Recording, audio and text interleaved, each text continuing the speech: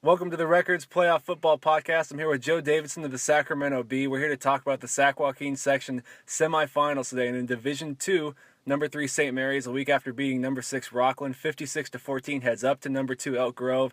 And Joe, I know you've been covering high school sports for a long time, and I know you told me that Elk Grove is one of the best three-prong running attacks you've ever seen. You know, for people who haven't seen the Thundering Herd, what makes them so special?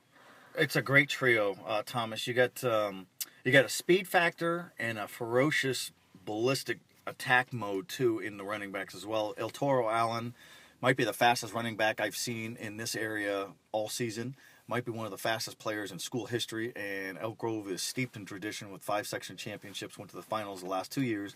Manny Scott Anderson runs with power and authority, and so does Spencer Sheff. Spencer Sheff was the lead running back earlier this year and then switched over to become more of the fullback, and he loves to block. And his coach, Chris Nixon, said, if we took out the physical contact nature of football, he'd be greatly disturbed. This kid just loves to launch into people. He's a 4.5 GPA. So you have that terrific 1-2-3 running backs, the best trio of running backs I've seen on one team in section history. But a pretty capable quarterback, Tyler Vanderwall, who's a sophomore, who could be a scholarship player in a couple of years, but his job right now is hand off and get out of the way. And the real test on this game is how does Elk Grove defend Noah Rigetti and that wide open passing attack that Coach Tony Franks has. If Elk Grove has a weakness on defense, it's pass defense. It's passing defense. Wilsey would have Vacaville lost to Elk Grove in the second round, but still passed for 400 yards and 5 touchdowns. So that's your X factor right there. Okay, so Elk Grove's got the running game. St. Mary's has got the passing game. Who wins that game? And St. Mary's passing offense is so confident right now. You know, you see Rockland come down, and I've been waiting to see one of the teams from the Delta League or the Sierra Foothill League. You know, those leagues get 3 playoff teams where everyone else gets 2 because they're so potent. You know, Rockland, a 73-man roster. They look like a JC football team, just the eye test, their size and strength. But that passing game endured, and just so confident. One of the touchdowns last week, Rigetti's rolling right under pressure, and he throws this beautiful lob, and Stephen Gradino tiptoes into the end zone. And, you know, I know we mentioned this could be a high 30s kind of game. Right now, Max Preps and Cal Preps have St. Mary's winning about 30-28, so basically a push. And I mean, it could be a great matchup. I know you haven't seen St. Mary's in person this year. I mean, just judging from that strength of the passing game, how do you foresee Friday playing out?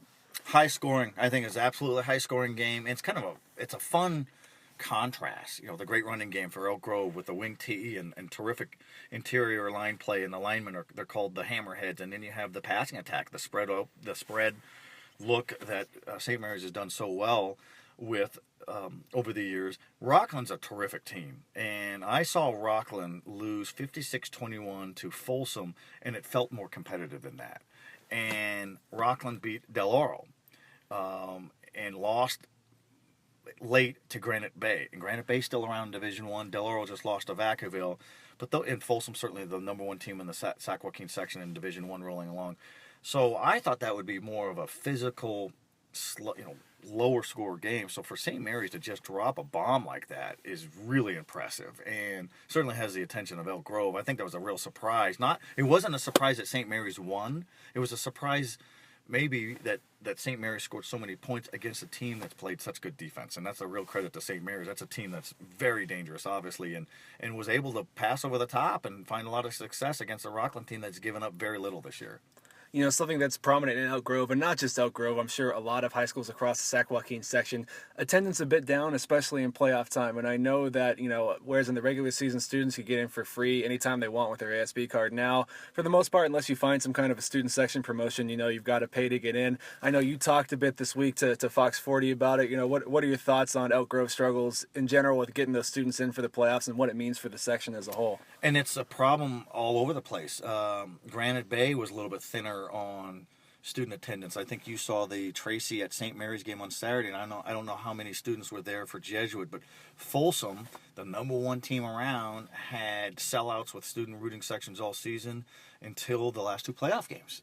And it's easy to say, well, they're only $7 tickets. What's the big deal? Well, for a lot of students, that's too many, and I think students are impressionable. If 40 kids say, I'm not going. It's too pricey. Yeah, they want to be with their friends on a Friday night. It's just human nature. And then 40 more will say, I'm not going either. But if 5 say, or 10 say, hey, let's go, then other people will go. So I did talk to the section commissioner, Mike Garrison, about that this week for a story that we had on several topics, including ticket prices. He said there's no real wiggle room. The revenue for high school football playoffs in the Sac Joaquin section is paramount. It's big. It's vital for the financial backing for the Sac Joaquin section. That's where their budget comes from. It's a nonprofit organization. This is not a money grubbing outfit, the CIF or the Sac Joaquin section. There's 10 sections in the commission. They need the football revenue to help cover costs to survive, operating costs. So, they'll listen to certain things, and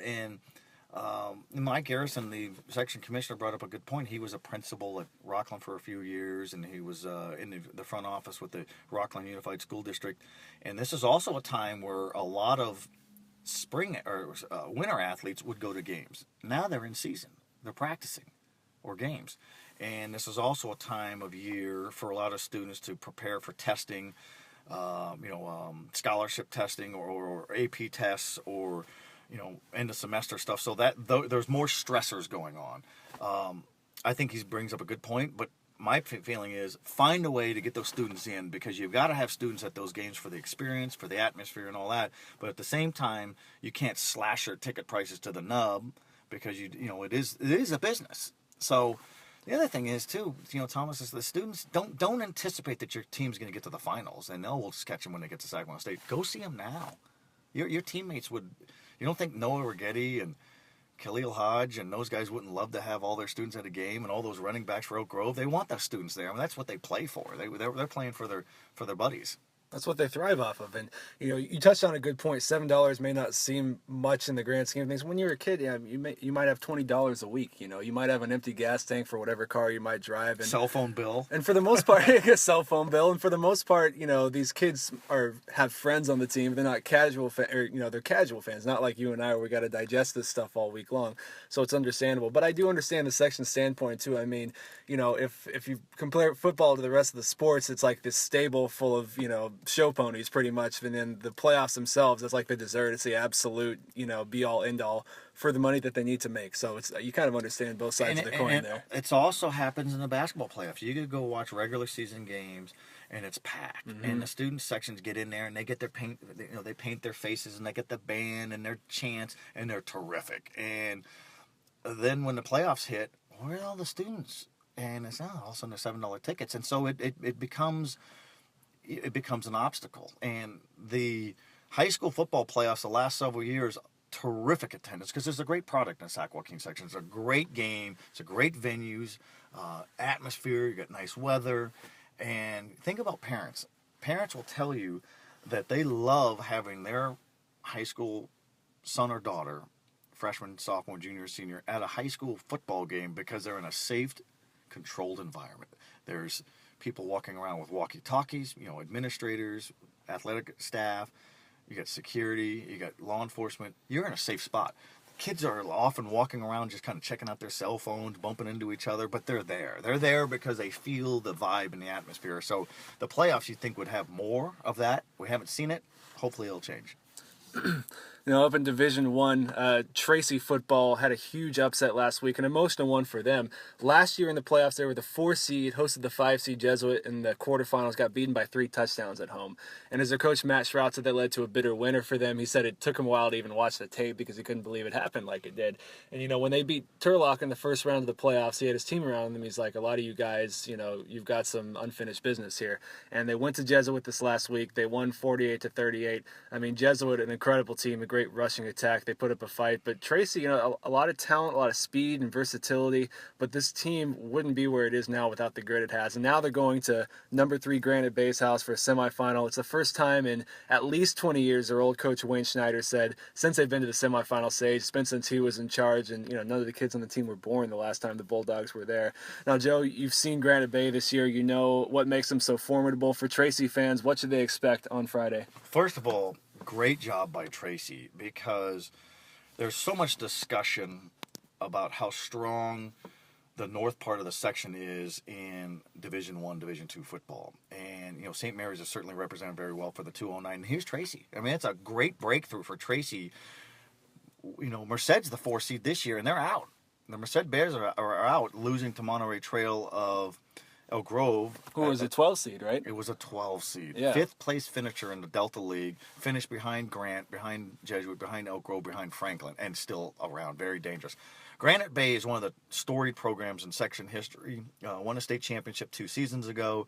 Coach Ernie Cooper is back, and Granite Bay runs the fly sweep. I don't know if any other team runs the fly sweep in the section. It's where guys always in motion, and so it's a little bit of deception there. And very good quarterback and Justin Yeaton, good running backs, including Ben Smith. But the best player on that team for Granite Bay is Cameron Smith, a linebacker going to USC, 3-year starter, all-time program leading tackler.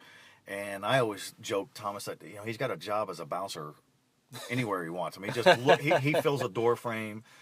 He's a powerful guy, and he's going to go to USC early, winter graduation. But he's a dominating talent there, and he'll have his hands full with Nate Jones, the running back for Tracy. But if Tracy goes up to Jesuit and wins that game, which happened, then this is a team that already tells you we don't fear anything.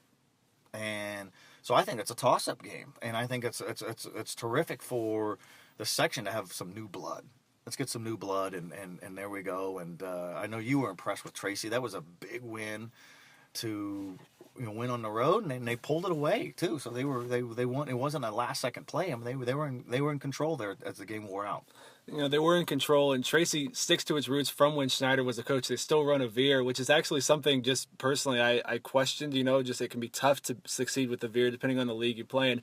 But they also are not afraid to adapt to the situation. They were pretty blue collar, what they usually do most of the first half, and they came out, scored a touchdown on the deep post on their first drive. So they're not afraid to switch it up. They're not afraid to adapt to the game. I think Cameron Smith, he's going to present a challenge for any high school team, but for them, they got a lot of guys who are good out in space. So if Granite Bay has that player who can close that distance, that'll be key for them to kind of slow down that running attack and stay in charge of that game. And it's interesting. You talk about a veer offense. Monterey Trail runs the veer, and you can't suddenly reinvent the wheel. And you could throw a little trickery in there, so maybe some more passing, but you have to stick with what works because, as bright as these high school students are, you try to throw too much at them, you're going to confuse them. And then I've seen that in the playoffs over the years where teams will totally revamp their playbook to try to be trickery, and then you got procedure penalties and holding, and guys are running the wrong routes because, they're not used. Stick with what got you there. And the Tracy staff knows that, and Granite Bay knows that. And Granite Bay's not suddenly going to go to the I formation after 15 years of the fly sweep. But that's a good game. And the winner gets the winner of the Monterey Trail Folsom game. Folsom is loaded. I expect Folsom to win. So some more big challenges coming up. But to anybody who's still alive, they should appreciate it. You touched on Folsom. They're a heavy favorite to win Division I, to be probably the Division I number 1 seed for the NorCal Bowl game coming up. And I know you said Jake Browning, the quarterback, a record setter, is going to Washington, but they're good everywhere. And that's something that people probably don't realize as it goes beyond the quarterback. And what's interesting in Division I now is over in the Bay Area, Milpitas, a formerly unbeaten team, lost, setting up potentially a Division II section champion from the Sac Joaquin section to make a bowl game if they can get through. If St. Mary's, especially St. Mary's, one loss to Elk Grove 2, or Grant, which is unbeaten, can get through. Now they have a real shot, and this adds this whole other element that's compelling. Hey, maybe the season will extend to December 13th and not just December 6th for whoever wins this division now. That's exactly right. And if these teams win out in section plays, particularly Folsom, the number 1 seed in Division I, Grant, the number 1 unbeaten seed in Division II, it's very likely that Folsom and Grant would be picked to play in that NorCal game. And it's the 10 section commissioners in California that decide that. And Milpitas was saying in so many words for weeks now, well, what about us? Well, you're out. Milpitas lost to Bellarmine of San Jose. Los Gatos is still down there. Sacred Heart Prep of Atherton still down there. But none of those teams have the rankings or the pedigree of a Grant or Folsom. Now, if Grant were to lose to somebody, maybe to Vacaville or Elk Grove or St. Mary's, that changes everything. And it's kind of an evolving week by week. And it's funny, Thomas, because the coaches would make their kids run until their legs fell off if they even dared look ahead. But selection committee people look ahead. We look ahead as media. Fans look ahead because it is interesting. There's always a goal out there. So it's going to be very interesting. But let's say, for the sake of argument, that St. Mary's were to win Section Division 2, St. Mary's would be 13-1 with a loss to St. Ignatius, I believe, down in the Bay Area in a game that felt like the Rams should have won, lost it in overtime. Yep. Well, St. Ignatius didn't make the playoffs, and so that could hurt ultimately. That's how much data they'll crunch. But it wouldn't surprise me if St. Mary's won the Section Division 2 championship. Then it gets interesting. Then who gets picked? It seems pretty cut and dried if it's Grant. But this Section Division 2 is extremely formidable and very strong. And look at Vacaville just beat defending champion Del Oro. And now Vacaville plays Grant. I expect Grant to win, but you can't be shocked by any upsets now. You and I were talking earlier.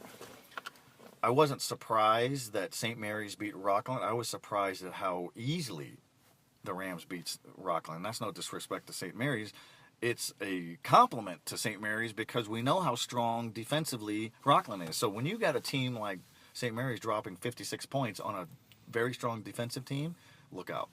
And this is a big if because they'd have to win at Elk Grove this week and then probably beat Grant in a section championship game or even Vacaville. If they win, they really got to be rooting for Los Gatos in the Bay Area to also win through because they beat Los Gatos at home earlier this year. So if it came down to choosing between those two, then it's a simple, hey, head-to-head. It might be, even though Los Gatos has 2 losses. But it's the only data you could crunch. And this is why it's so important for section powerhouse teams to schedule big. And for St. Mary's to play Los Gatos and won, right?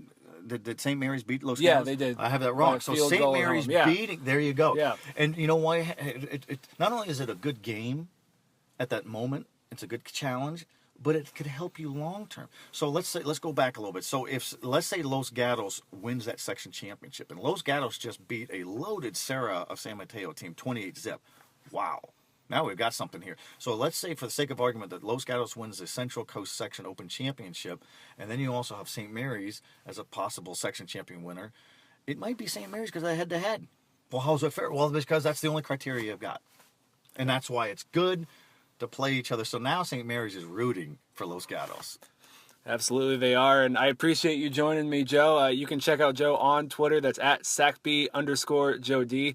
You can check out his hometown report story in the Sacramento Bee. You got the Bee Prep Show you do with Mike Finnerty. That's on Comcast Sportsnet California, right? Do you know the dates and times for that? It's every Tuesday, Wednesday, Thursday, sometimes at 4:30, sometimes 8:30. It's the same channel that carries the Kings. What do they say in that line of work? It's check your local listings. Well, I appreciate you joining me. Thanks very much. And check out Friday Night Football this week. It's getting good. Good. Thank you. Good to be with you.